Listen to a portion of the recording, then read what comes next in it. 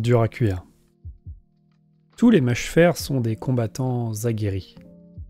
Bardés de muscles et bouillonnant d'énergie belliqueuse, ils ont survécu à des centaines de violentes bagarres. Quand ces aurochs se rassemblent en bande et partent en guerre, le sol tremble sous leurs bottes ferrées. Durboy Aurochs. Couverts de métal rouillé des pieds à la tête et maniant un vaste éventail d'armes grossières, les Durboy ont tout de troupes de choc. Pourtant, ils constituent le niveau le plus bas de la société des mâchefers. Car même leur carrure impressionnante n'a rien de comparable avec celle des brutes. Les destructeurs suprêmes que tous les Durboy rêvent de rejoindre un jour. Celui-là ne signifie en aucun cas qu'il faut les sous-estimer. Le nombre d'armées dévastées qu'ils ont laissé dans leur sillage témoigne de leur férocité, décuplée par un régime de violence incessante. Vétérans de nombreux conflits, les Durboy maintiennent une façade de discipline jusqu'au moment où ils entrent en contact avec l'ennemi. Après quoi, ils se mettent à hurler comme des déments, à faire tournoyer leur kikoub dans tous les sens et à tabasser leur adversaire avec une fureur bestiale. Certains Durboy manient des armes d'ast, qu'ils appellent kitrou. Ces armes furent utilisées pour la première fois lors de l'ère de la bête, afin de pouvoir perforer le cuir des monstres de loin et fournir une riposte efficace aux murs de pique. Les Durboy portent également un bloc de fer hérissé de pointe qui leur sert à la fois de bouclier et d'arme de mêlée. Big Boss Durboys. La plupart des bandes de Durboy combattent sous la férule d'un Big Boss, un tueur vétéran doté d'un certain sens tactique et d'un charisme suffisant pour maintenir une certaine discipline. Les mâchefers sont réputés pour renier l'aspect de Mork chez le grand dieu vert et mépriser la subtilité ou la furtivité, qu'ils considèrent comme réservées aux pleutres. C'est en grande partie vrai, mais une meute de mâchefers a besoin d'être dirigée ne serait-ce que pour être guidée dans la direction de l'ennemi.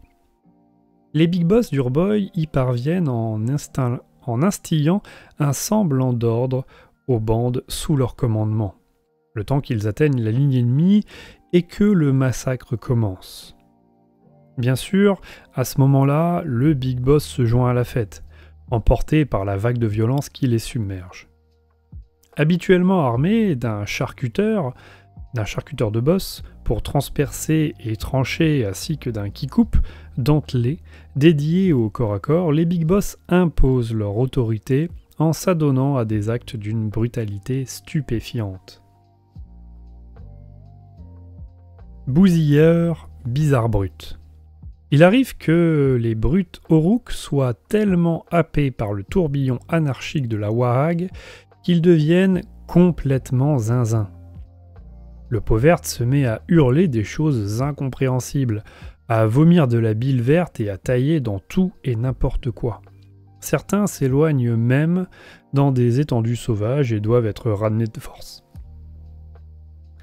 Déconcertés par tout ce qui ne peut pas être résolu par la violence, les mâchefers se tournent alors vers leur chaman Bizarre Knobs pour trouver une solution rusée au problème. Ces soi-disant sages ne sont pas plus compétents qu'eux en la matière.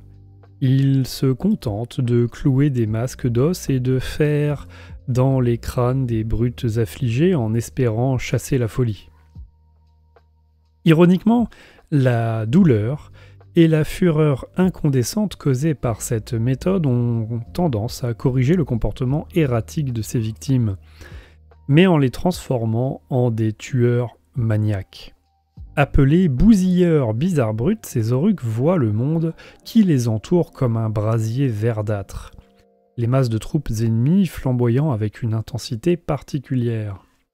Dotés d'immenses fléaux craseurs, ils se ruent sur ces concentrations lumineuses en faisant tournoyer leurs armes pour broyer les membres et réduire les crânes en esquilles ensanglantées.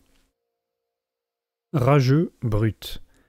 Les brutes des mâchefers méritent bien leur nom, ne supportant pas le moindre affront à leur ego.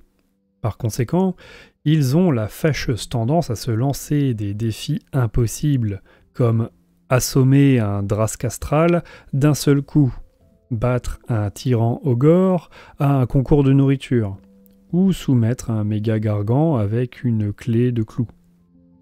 Une clé de cou.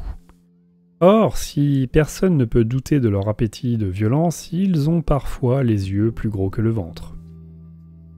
Ceux qui ont subi une défaite cuisante ont tendance à surcompenser en devenant encore plus arrogants. Après s'être débarrassés de leur armure, ils s'emparent d'énormes armes à deux mains et s'attaquent à n'importe quel Orruk ayant eu la folie de leur rappeler leur humiliation. Ces rageux brutes sautent sur la moindre occasion pour montrer leur force et leur hargne. Ce besoin de prouver leur supériorité en fait des adversaires terrifiants, et leur absence d'armure leur permet de se déplacer à une vitesse qui peut surprendre bien des ennemis.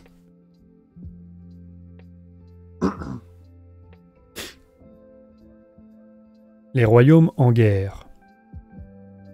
Alors que la croisade de la comète lançait sa grande expédition pour établir de nouvelles terres en Akshi et en Giran, la guerre continuait de ravager les autres royaumes, ponctuée de grands massacres en Gour et de quêtes désespérées au cœur de Shiish. Ainsi, le conflit n'épargna aucun recoin du cosmos. La boucherie de Rondol. Soucieux de prouver une fois pour toutes sa légitimité à l'ascension démoniaque, le tristement célèbre Korgos Kul envahit le continent bestial de Rondol dans les contrées de Gour. Son objectif ne se résume pas à commettre un massacre de masse parmi la population d'Orruk belliqueux, dont les crânes font des précieux trophées, mais à oxyre la masse continentale elle-même, et à colorer les rivières de rouge afin d'attirer l'attention du dieu du sang sur ses serviteurs mortels les plus dévoués. Le massacre de Kul que Kul provoque dépasse l'entendement. Les Orruk de Rondol ne sont pas des proies faciles, si bien que le rat de sang de Kul et ses alliés démoniaques perdent des milliers de guerriers, tandis que les vallées de la région se transforment en bourbiers écarlates engorgés de cadavres et de lames brisées. Les méga-gargans de Rondol se joignent au combat, la plupart d'entre eux accompagnés d'une grande wahag Orruk, alors qu'un flot incessant de peau verte jaillit des étendues sauvages attirés par le fracas énorme de la bagarre. D'autres fils de Behemoth deviennent si obsédés par le carnage qu'ils combattent aux côtés de fidèles de Khorne, autorisant ces derniers à graver des étoiles à 8 branches et des sceaux du dieu du sang dans leur chair. La tuerie dure de nombreuses saisons. Pendant cette période, la hache de Kul récolte les crânes de 8 des plus puissants mégaboss de Rondol. Alors que le dernier tombe au sol, les grandes voies maritimes qui serpentent telles des artères à travers le continent sortent de leur lit pour noyer à la fois les adeptes de Khorne, les peaux vertes dans une marée de sang bouillonnant. Malgré les soubresauts du continent, submergé par la fureur du dieu sang, le conflit ne connaît aucun répit. Les montagnes grondent, les arbres sont déracinés, lorsqu'un pan de Rondol se détache de la masse continentale tel un morceau de chair arraché au corps d'un mastodonte agonisant. Tandis que la marée de sang enfle, Korgos Kul se tient au sommet d'une pile de cadavres pour implorer le dieu du sang de reconnaître sa force et lui montrer la voie d'une gloire encore plus grande. La crue déferle sur le puissant seigneur et ses guerriers. Lorsqu'elle reflue, il n'y a plus aucun signe de Korgos Kul ni de ses champions. La quête de Solbright. Le seigneur Arcanum des marteaux de Sigmar a passé des décennies à glaner des informations relatives aux sciences occultes. Considérée comme l'un des personnages les plus sages et des plus érudits des chambres de Sacro-Sainte de Sigmar, elle cherche un moyen de sauver ses camarades des failles de la Reforge, qui les voit perdre une partie d'eux-mêmes à chaque résurrection. Après avoir consulté d'anciens grimoires d'origine chiichienne, Solbright découvre des écrits datant de l'âge des mythes et rapportant l'existence d'un noble prince de la mort, dont le contact pourrait apaiser les traumatismes affligeant l'âme des mortels. Bien que les annales de l'histoire regorgent d'histoires semblables, quelque chose dans ce récit intrigue le seigneur Arcanum. Après des mois de recherche méticuleuse, elle identifie le sous-monde de Carnecourt et les ruines d'une grande citadelle, le fort de l'été, comme source de ces légendes.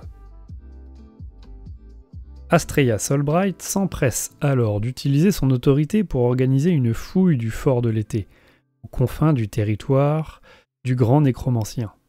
Rassemblant une troupe de vétérans sacro-saints, le seigneur Arcanum débarque sur le rivage lugubre de Carnecourt. Tous les soldats de Solbright éprouvent le même frisson de malaise lorsqu'ils portent le regard sur les falaises balayées par le vent menant à l'intérieur des terres, et qu'ils perçoivent l'odeur âcre de la chair en décomposition que charrie la brise. Armes au poing, ils avancent, le moindre de leurs pas épié par des yeux cachés et avides.